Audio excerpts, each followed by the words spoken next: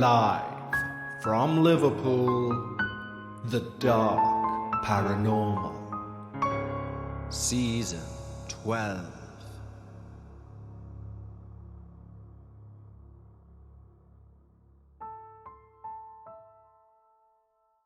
Hi everyone, and welcome back to the Dark Paranormal Season 12, Episode 5. We're already at the midpoint of Season 12, which has flown by. And it also means we're already looking forward towards Season 13. So we need you to keep sending in your true paranormal experiences. We receive hundreds of experiences every month. But there is a strict criteria that we need to meet in order to have someone's experience on the Dark Paranormal. And also for Season 13, there will be a bit more competition for those select spaces, as after listening to your feedback, Season 13 will feature a good few episodes of the more famous paranormal cases that we've not yet covered.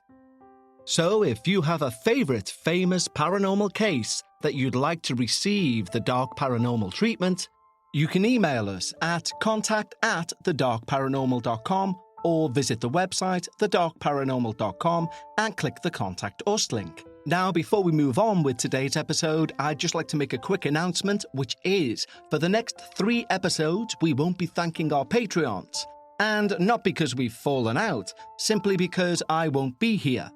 But don't worry, the show will be. We're going on a little holiday, we've pre-recorded the episodes between 6, 7 and 8, and so we'll be saying thank you to those Patreons who sign up between now and then in episodes 9 and of course our Season 12 finale. When you sign up to Patreon, not only will you receive these episodes both ad-free and before everyone else, but you can also receive exclusive access to the Patreon-only podcast Dark Bites.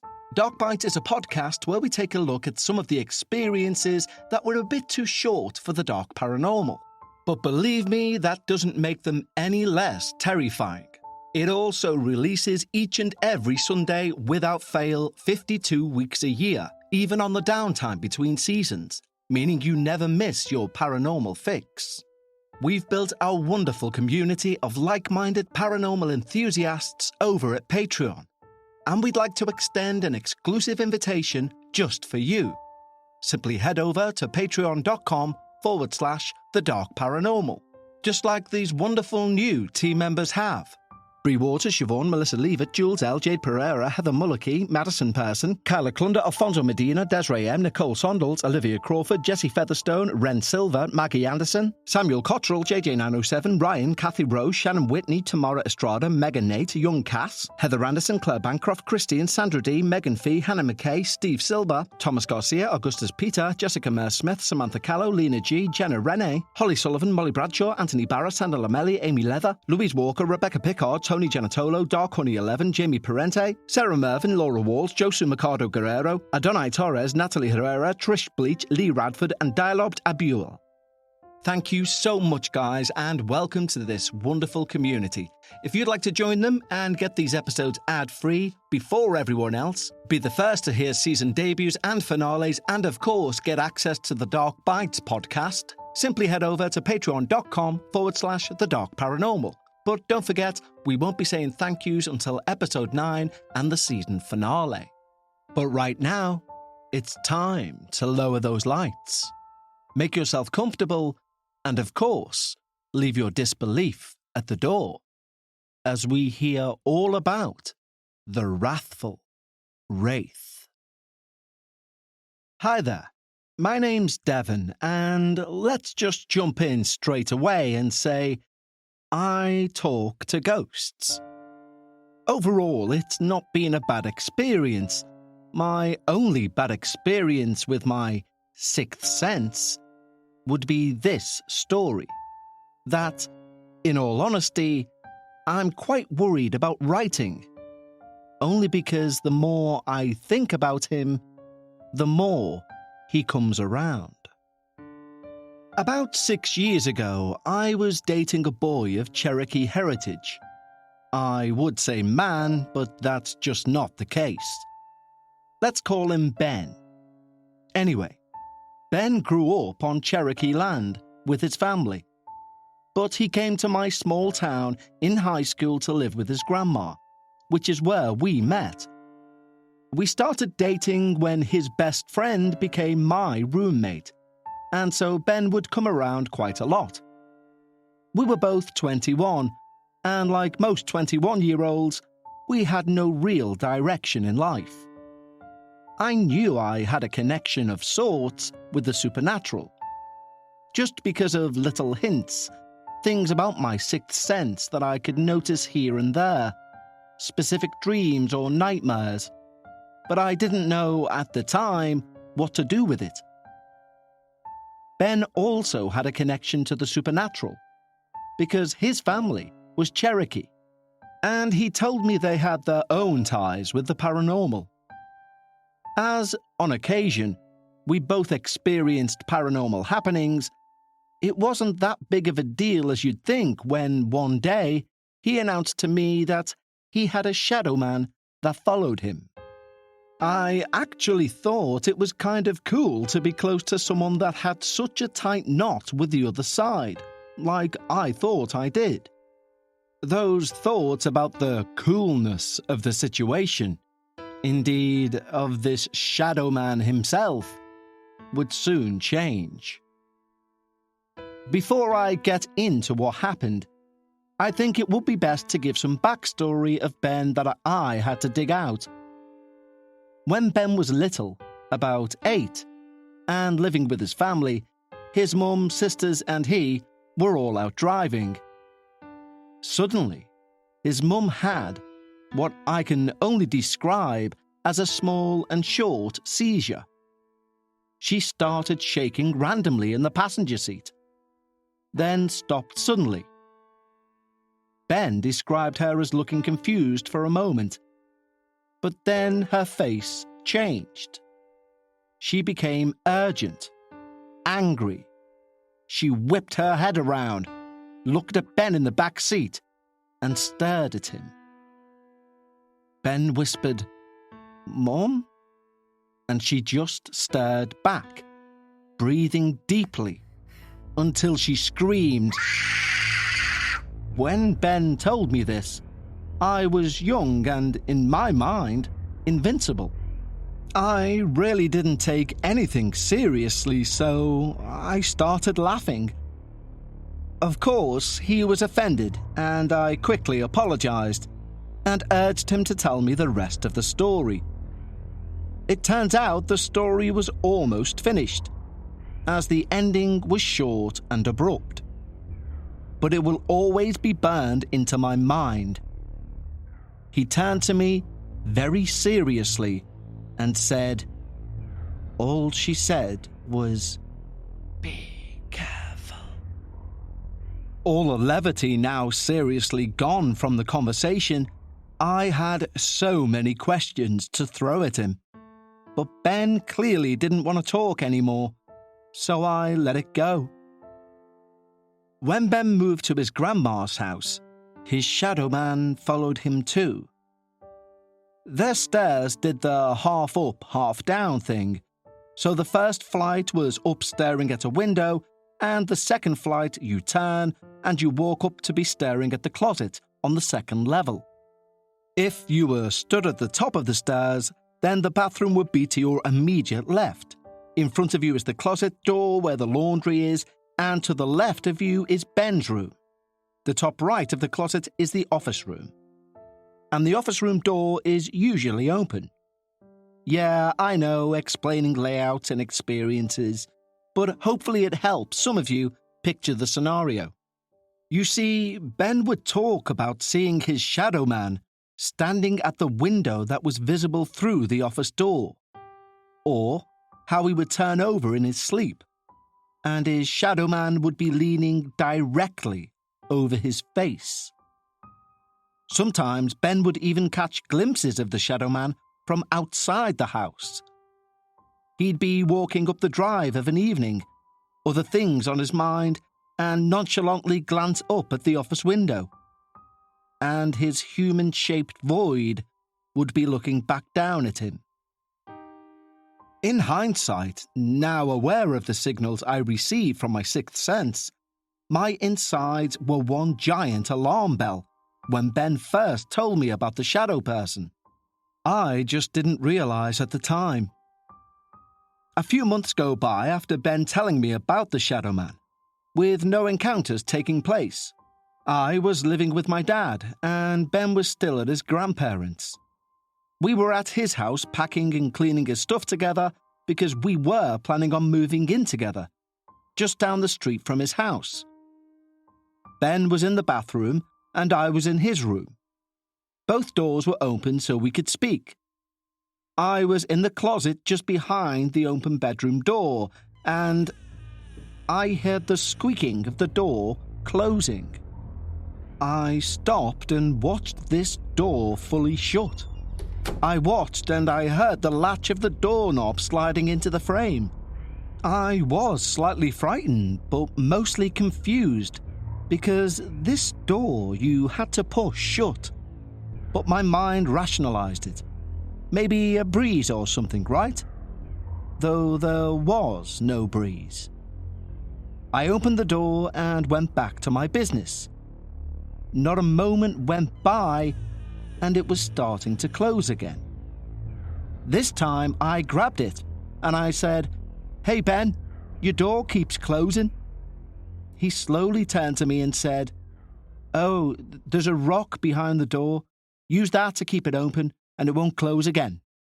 Having seen the door numerous times myself, and never seeing it do this, I thought this was the weirdest thing to say, to not even acknowledge it. But something in me told me not to press Ben. So I just shook my head and moved the rock in front of the wide-open bedroom door. Later that day, we were both downstairs making some food, when Ben said he was going to run to the shop and get some smokes. Now, I didn't want him to go, because firstly, we didn't have a car, but also it was a 45-minute trek down the mountain to the store. But at the same time, I didn't want to seem like I was scared, so I said, "Okay, hurry up though." Before he left, he said, "Do you need anything from upstairs?" I said, no. He then said, "Good. Don't go up there. He's mad." I just stared at him for a good 2 minutes, then mumbled, "Okay," and Ben left, leaving me alone in that house with his apparently angry shadow man. I cannot stress this enough when I say I was young and dumb. I would not be taking the same steps now if I knew what I know now. That being said, I did what I did best at the time and deflected every instinct in my body. We were making dinner before Ben left, so I continued to do so. The kitchen was pretty basic, but it had a cool little island with bar stools around. I was kneeling down in the pantry when I heard the squeak of one of the stools in the corner turn outwards, like someone was turning it to sit in. Naturally, I turned to investigate, and I notice a stool has indeed been turned out. So what do? I sit in it. Yep, young and dumb. Then I proceed to take my phone out. I go to Snapchat, and I use that dog filter. I saw this one video of a guy using the dog filter, and one goes on your face, and it's possible that the filter will pick up another face, without any face being there. It's super scary and super fun. Anyways, I use the dog filter, and my face gets the filter. And I'm walking around with my face in the corner, pretending I'm just naturally leaving the whole screen to pick up something. Essentially, I was trying to be smarter than this shadow thing, but I never found another dog face. Instead, my phone turned itself off. A complete battery drain, despite it being around 70% charged. Weird, right? Well, not as weird as the feeling of anger that passed through me at that very moment. Like I was cold liquid, and someone had put their hot hand in my stomach. And also not as weird as the small, quiet footsteps which I heard in the office room above my head. You see, the funny thing about my phone shutting off is there was no more music, so I could hear these things. Ben finally came home, and nothing else happened. I didn't talk to him about what happened to me until we left the house, until I was safely in my room at my dad's. Ben didn't even seem fazed. In fact, if anything, he was mad at me for provoking him, which I actually get now. But at the time, I was mad he wasn't holding me tight and telling me everything would be okay. About a week later, we're back at his house, and I was walking up the stairs because I was going to finish packing the bathroom.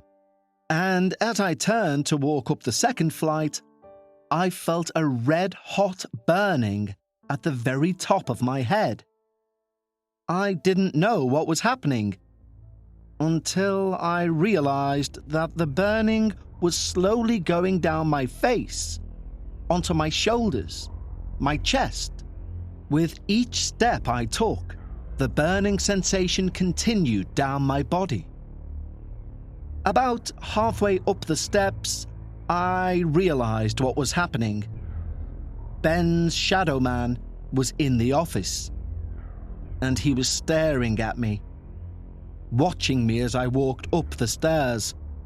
Every single part of my body told me not to look up, to move as fast as possible away from this thing. I didn't look, and I took a left into the bathroom, locked the door, and started crying. Nothing happened, but I could feel him on the other side of the door, waiting for me to leave. Me, being the stubborn person I am, decided I'd sit in the bathroom. I'd wait it out. I'd finish packing the bathroom whilst I was in there, like nothing was happening. I walked right out with my head high and stared right back into that office room. Looking back at it now, I realize I procrastinated leaving because I was terrified. But I wouldn't admit that to myself. We left shortly after, and I told Ben again. This time he said he was sorry that it happened, and he hugged me. But it was much clearer than last time that this thing was angry at me. That night I had a terrible sleep. Thankfully it was a weekend so we could sleep in for a little bit. And then when I did wake up, I happily rolled over and kissed Ben awake. He seemed groggy, so I asked how he slept. He replied, "It was bad." He was staring at me. He muttered. At first I just rubbed his shoulder, trying to comfort him, because I knew from the other tales he'd told me that this wasn't the first time this had happened. He would describe this shadow man kneeling down beside our bed, just staring at him. But then it hit me. I was on the outside of the bed, not him. Ben was against the wall. So how could this shadow man be staring at him? When I asked him, he told me he was standing over me, like a bent-over shadow, so he could stare at Ben. My blood instantly went cold. I didn't know what to say or what to feel. My thoughts were racing.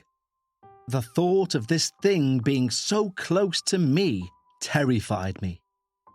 Little did I know, he would get so much closer to me as time passed. We moved on from that morning like nothing happened, even though it was still deep in my head.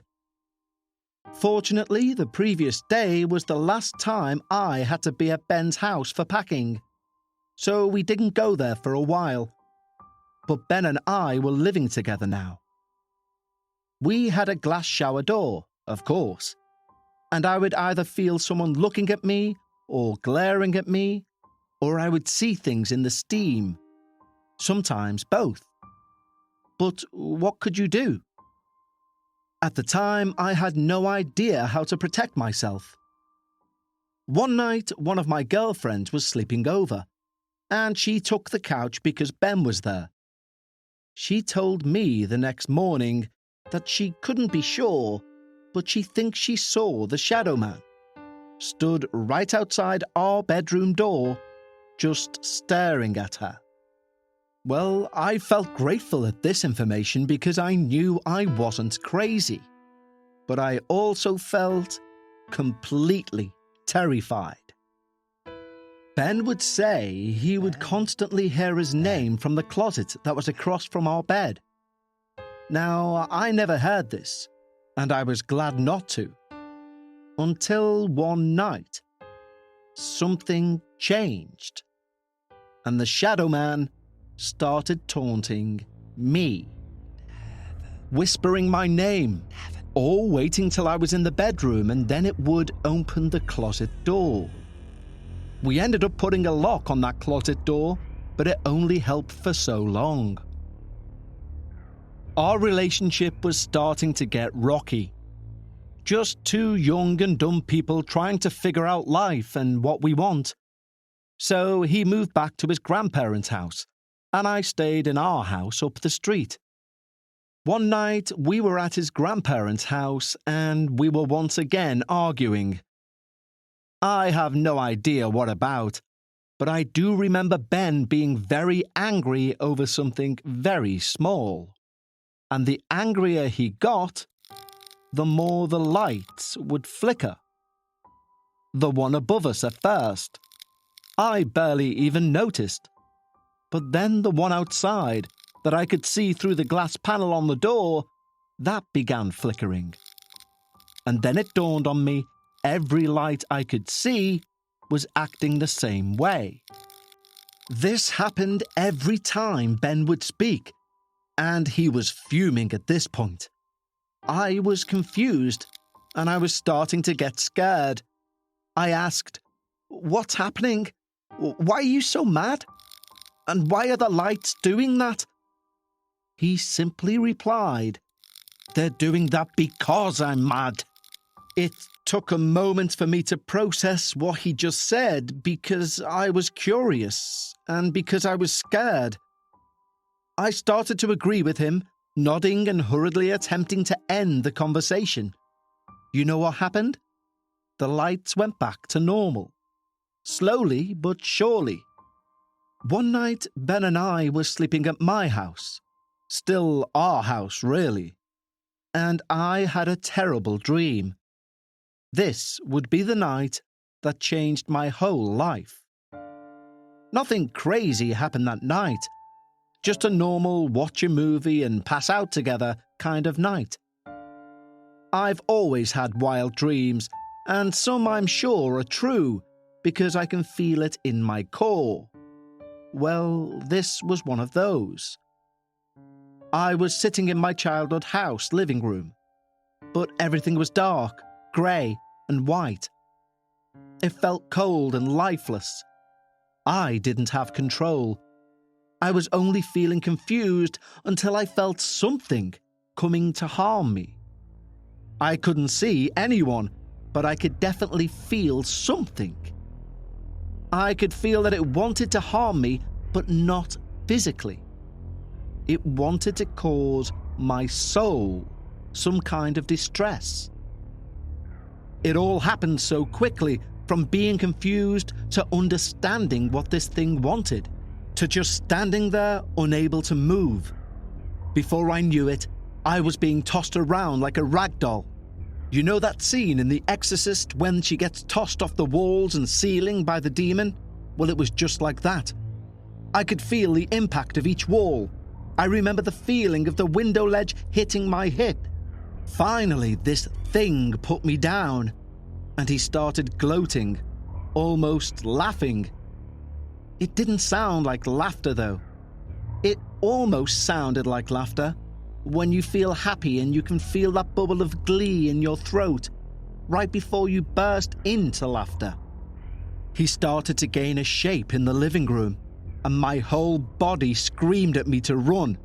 So I started to run. Out of the double door behind me that led to the dining room and back around to the kitchen, down the hall and up the stairs. At least that was my plan. But I didn't make it that far.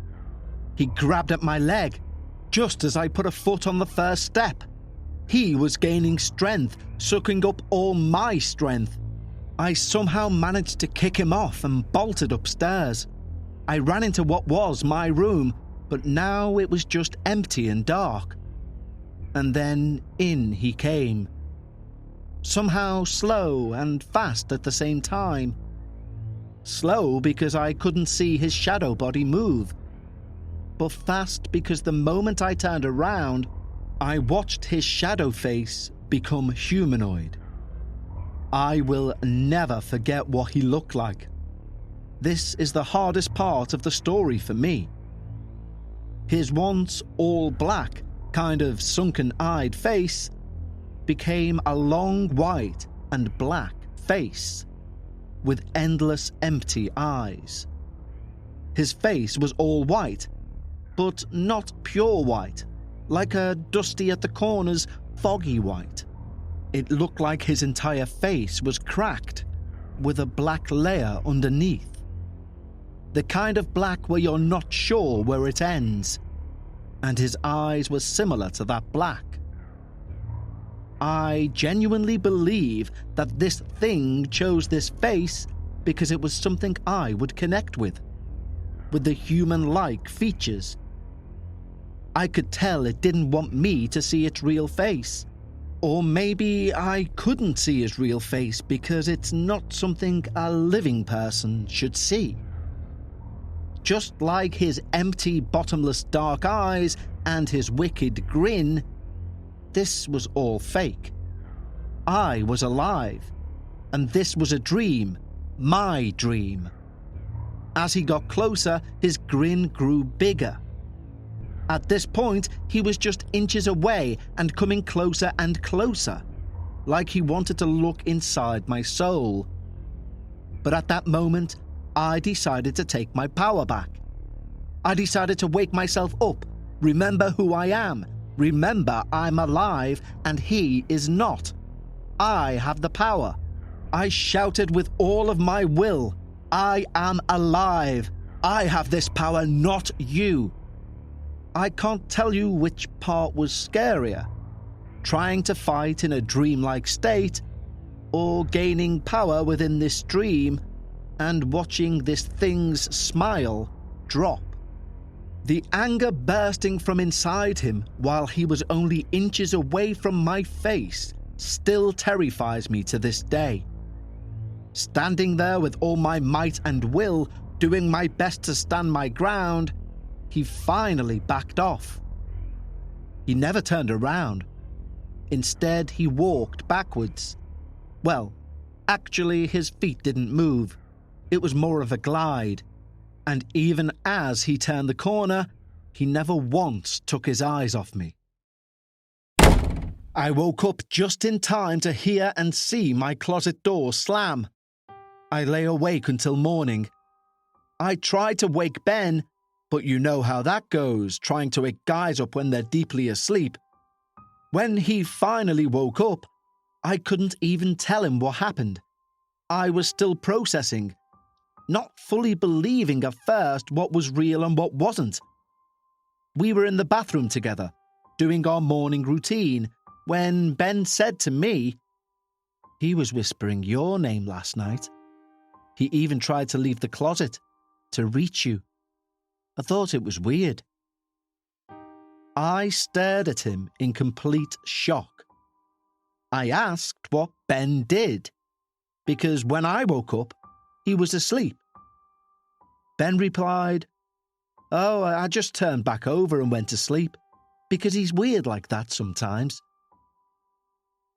Of course, this was the moment I decided to leave this child, because he was in fact a child, a 21-year-old child. My soul could have been on the line, and he just turned around and went to sleep. My God. Anyway, I just scoffed and went back to my morning routine, and Ben left shortly after that too. I noticed my hip was aching, which isn't anything new because I do have hip problems at the ripe old age of 21, but something in me told me to look at it in the mirror. So I went back to the bathroom, pulled down my pants a bit, and look at that. A huge, bright purple bruise, right where the window ledge had hit me in my dream. I felt a touch of that glee that he felt in my dream, which scared me more than I'd like to admit. Then I remember something else from that dream too. I was the one with the power. And just like my dream again, I felt that flash of anger. But as it slowly vanished, I felt myself become brighter. A brightness from within that I've carried even to this day. I'm now 26 and I practice protection magic and rituals. And they've helped me in so many ways. I will have to do a lot more healing because I feel I've opened the door for him to come through again. Even though Ben lives far away from me now and we haven't spoken in years, I can still feel this shadow man. When Ben and I finally broke up, I had to do a ritual that separated us completely. Because his shadow man tried to follow me too. I even had to move houses, because living down the street from him was far too close for comfort. Lots of other darker entities have tried to enter my world, both because of various life experiences and because I personally feel this shadow man has left me marked. I will always be doing protection for myself, my family, and my house from now on. I am very grateful for my sixth sense, and being more connected to it now than I ever have been. Thank you so much for reading my story. I hope you or the listeners get something from it. Be smart and safe when it comes to the darkness, because it is very, very real. Devon. Wow, thank you so much, Devon, for your true paranormal experience. Now, there's one thing I always say. There are certain words or certain terms of phrase within some of the experiences that we receive that, for me anyway, add an air of authenticity which I think is hard to fake. For example, within your experience, when you reference your hip being hit against the windowsill. Now, if you're going to invent a story, a paranormal event, someone's hip banging against a windowsill will not be near the top of what you're going to put in it.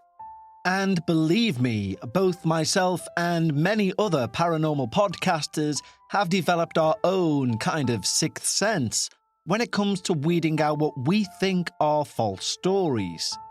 A writer of a fictional experience tends to go a bit further than a chair moving in a kitchen or a flickering light bulb. There is a certain qualia that we look for when we read these stories we receive. There is a tone in the email, in how it's been typed, in both what's said and what's unsaid. There could be two versions of the same tale, one person being grabbed 7 feet in the air and another person exactly the same. And one story I will 100% believe. The other will be clearly bogus. And on next week's episode, we have a great example of what I mean when I say you can tell by how someone conveys their experience whether it's genuine or not. But that wraps things up for episode 5, the midpoint of season 12. Until next time, remember, when you're discussing the paranormal, always try and leave some of your disbelief at the door. And I'll speak to you next Friday here on the Dark Paranormal.